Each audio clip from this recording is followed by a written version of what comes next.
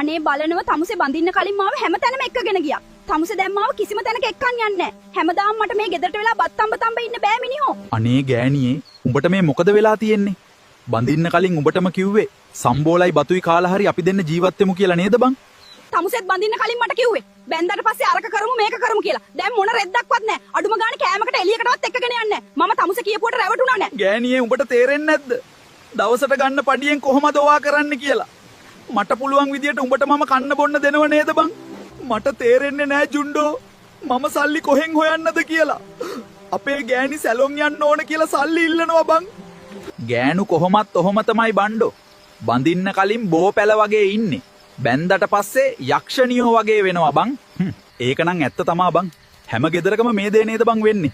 ගෑණි බෙරේ ගහනකොට මිනිහා නටන්න ඕනේ බං. නැත්තම් ඉතින් ලොදත් නැතුව තමයි ඉන්න වෙන්නේ. සිරිපාල දැන් පොල් ගහකට කීයක් ගන්නවද? නගින්න 20යි බහින්න 200යි.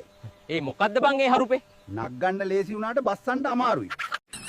බං කෙප්පයා මේ පත්තරේ දාලා තියෙන ගැන ඔක්කොටම සුළු වැරදි වෙලා ළමයි ඉන්නව කියන්නේ අය මචං.